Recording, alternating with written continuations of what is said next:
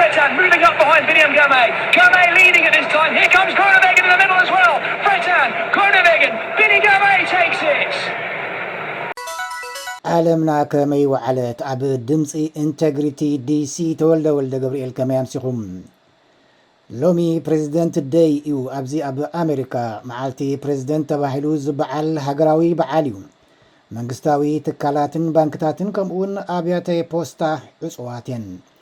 ምዕፃው ካብ ተላዕለ ግን ባይቶ ኣሜሪካ ነቲ DHS ዝበሃል ሚኒስትሪ ኢሚግሬሽንን ሃገራዊ ድሕነትን ገንዘብ ኣብ ምምዳብ ስለዘይተሰማምዐ ብኸፊል ክዕጾ ኣገዲድዎ ኣሎ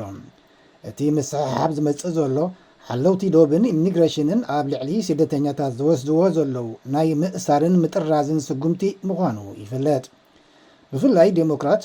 ኣብ ኣሰራርሓን ኣተገባብራን ሕግታት ኢሚግሬሽን ለውጢ ክግበር ይጠልቡሎም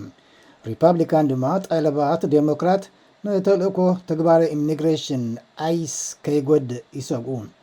ብዝኾነ ከፊላዊ ምዕፃዊ DHS ንሳልሳይ መዓልቱ ሒዙሎ ኮንግረስ እውን ንዕረፍቲ ወፂሎ ኣሜሪካን ኢራንን ካልኣይ ዙር ዘተአን ኣብ ጀነቫ ቀፂለን ኣለዋ ኣብ ወሽመጥ ሄርሙዝ ዘሎ ወታደራዊ ምፍጣት ግን ቀፂሉሎም ሚኒስትር ወፃኢ ኢራን ዓባስ ኣራጊቺ ዘሰማምዕ ሓሳባት ሒዘ መፂ ኣለኹ ኣብ ርትዓውን ምዕሩይን ስምምዕ ክንበፅሕ ድማ ተስፋ ገብር ኢሉሎም ትራምፕ እውን ነቲ ብእስራኤል ተደጋጊሙ ዝቐርበሉ እቲ ልዝብ ንምድራት ናይ ነዊሕ ርሕቐት ሚሳይላት ኢራን ከጠቓልል ዝፅውዕ ጠለብ ዛጊት ኣይተቐበሎን ኣብ መወዳእታ ናይ ዓለምና ጎብለል ተቐዳዳማይ ብሽክለታ ኤርትራዊ ቢንያም ግርማይ ኣብ ውሽጢ ሓደ ወርሒ ንኻልኣይ ግዚኡ ተዓዊቱ ትማሊ ሰንበት ኣብ እስጳኛ ኣብ ዝተኻየደ ውድድር ክላሲካ ኣልመሪያ ንዓበይቲ ተፈኻኽርቱ ፈንጢሱ ቀዳማይ ክወፅእ ክኢሉሎም ኣብቲ ብዙሕ ሕንፍሽፍሽን ዳርጋ ናብ ምግጫው ዝቐረበ ሓያል ምትህድላኽን ቢንያም ንበዓል ሚላን ፍረቲን ከምኡውን ማቲው ሞስቼቲ ቀዲምዎም ክዕወት ክኢሉሎም ቢንያም ድሕሪ ዓወቱ ኣብ ዝሃቦ ርእይቶ ንደቂ ጋንትኡ ብኣድናቆት ኣመስጊኑሎም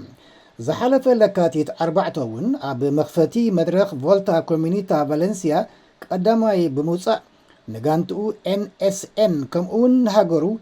ልዑል ሓበን ኣጎናፂፍ እዩ ኣብ ዙር ፈረንሳ